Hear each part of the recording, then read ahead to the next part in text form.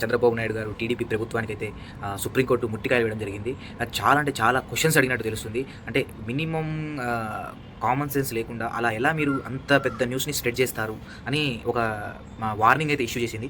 ఎందుకంటే మనందరికీ తెలుసు తిరుపతి లడ్డు 120 కోట్ల మంది ప్రజల యొక్క ఒక నమ్మకం. అలాంటి తిరుపతి లడ్డు గురించి ఒక న్యూస్ అనేది స్ప్రెడ్ చేస్తుంది. అది నిజమా కాదా అని తెలుసుకోవాలంటే ఫస్ట్ అది నిజం అని నమ్మేటట్లు కనీసం కొన్ని ఒక టెస్ట్‌లు అయితేనేమి ఆ న్యూస్‌ని స్ప్రెడ్ చేయాలంటే మినిమమ్ కోర్ట్‌లో కేస్ ఇవ్వడం గాని అలాంటివి పాటించాలి కదా! అని చాలా క్వెషన్స్ అయితే అడిగించింది. ఒక బిగ్ వార్నింగ్ అయితే ఇచ్చినట్టు తెలుస్తుంది.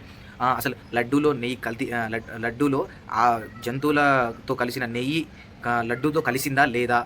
నెయ్యిని అసలు వాడారా లేదా? ఆ నెయ్యితోనే చేశారా లేదా? నిజంగానే ఆ నెయ్యిలో జంతువుల మూలికలు కలిసాయా లేదా? మీరు ఎలా చెప్పగలుగుతారు అని చెప్పేసి ఈ న్యూస్ అయితే చాలా క్వెషన్స్ అయితే అసలు దీనికి పిటిషన్ వేసింది బీజేపీ పర్సనే. సుబ్రహ్మణ్య స్వామి చాలా టాప్ పర్సన్. ఆయన చాలా ఇంటర్వ్యూస్ ఉంటాయి యూట్యూబ్‌లో కూడా. చాలా ఫేమస్ పర్సన్ కూడా. నాకు ఒకటి అర్థం కాదు, బీజేపీ, టీడీపీ ఇద్దరూ అంటే వాళ్ళు ఒకటే ప్రభుత్వం, అంటే కూటమి ప్రభుత్వం. అలాంటిది ఆ బీజేపీ సుబ్రహ్మణ్య స్వామి ఎందుకు పిటిషన్ వేశారో అర్థం కాలేదు. ఇంకొకటి టీటీడీ చీఫ్ హెడ్ గారు కూడా పిటిషన్ వేసినట్టు తెలుస్తుంది. మొత్తం 5 మంది పిటిషన్ వేసినట్టు తెలుస్తుంది.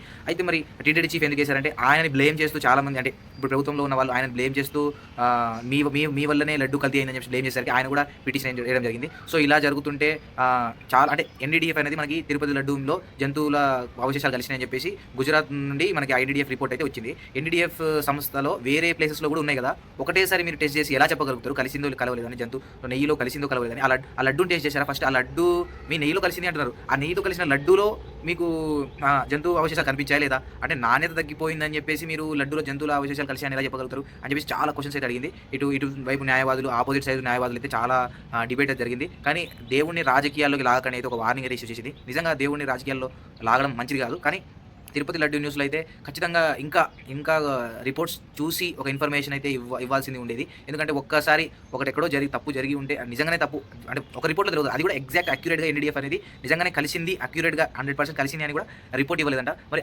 అక్యురేట్గా లేనప్పుడు, అక్యురేట్గా రిజల్ట్స్ లేనప్పుడు అంత ఈజీగా చంద్రబాబు గారు సీఎం అయ్యి ఉండి, ఒక సీఎం హోదాలో ఉండి దానికి మన పవన్ కళ్యాణ్ గారు కూడా చాలా రచ్చ చేయడం జరిగింది. సో దాని మీద మళ్ళీ ఇప్పుడు సుప్రీంకోర్టు ఇట్లా ముట్టికాయలు వేయడంతో మనందరికీ తెలుసు ప్రకాష్ రాజ్ గారు రెచ్చిపోతున్నారు. మీమ్స్ మీద మీమ్స్, అంటే ట్విట్టర్లో వీడియో అంటే క్లిప్స్ అయితే ఇస్తున్నారు. పవన్ కళ్యాణ్ గారు ఇప్పుడు ఎలా ఎదుర్కొంటారో చూడాలిగా. సో ఇదండి జరిగింది. నిజంగా అంటే తిరుపతి లడ్డు అనేది చాలా స్పెషల్ లడ్డు. అలాంటి లడ్డు మీద ఒక న్యూస్ స్ప్రెడ్ చేయాలి అన్నప్పుడు అది ఖచ్చితంగా నిజం అనేది 110 సార్లు 100 సార్లు రెక్టిఫై చేసుకోవాల్సిన పరిస్థితి. ఇప్పుడు ఒకవేళ రిపోర్ట్స్లలో ఇప్పుడు వచ్చే రిపోర్ట్స్లలో ఒకవేళ లడ్డూలో జంతు అవశేషాలు కలవలేదు అని రిపోర్ట్స్ వచ్చాయి అనుకో, చంద్రబాబు నాయుడు గారు, పవన్ కళ్యాణ్ గారు వాళ్ళు ఇచ్చిన స్టేట్మెంట్స్ ఏమవుతాయి? చాలామంది ఇప్పుడు జగన్ ప్రభుత్వానికి వ్యతిరేకంగా ఉన్నారు. ఒకవేళ చంద్రబాబు నాయుడు అంటే అవశేషాలు కలవలేదు అని సుప్రీంకోర్టు తీర్పుని ఇస్తే మరి జగన్ గారికి అయితే చాలా అంటే చాలా పాజిటివ్ అయింది. ఎందుకంటే ఒక రూమర్ అనేది స్ప్రెడ్ చేసినప్పుడు అది ఖచ్చితంగా రూమర్ కాదు, ఖచ్చితంగా అది నిజమని ఆయన ప్రూవ్ చేయాలి. అలా ప్రూవ్ చేసినప్పుడే అది నిజమని తెలిసింది. లేకపోతే 120 కోట్ల మంది చాలా మంది బాధపడుతున్నారు. ఎందుకంటే ఆ లడ్డూని మనం తిందామా లేదా, అలాంటి లడ్డు వెంకటేశ్వర స్వామి లడ్డుని ఇంత అపవిత్రం చేయడం చాలా మంది బాధపడ్డారు. ఒకవేళ ఇప్పుడు ఇది రాంగ్ అని తెలిస్తే మాత్రం ప్రభుత్వానికి చాలా ఎదురు దెబ్బ అవుతుంది. చూద్దాం ఇక నెక్స్ట్.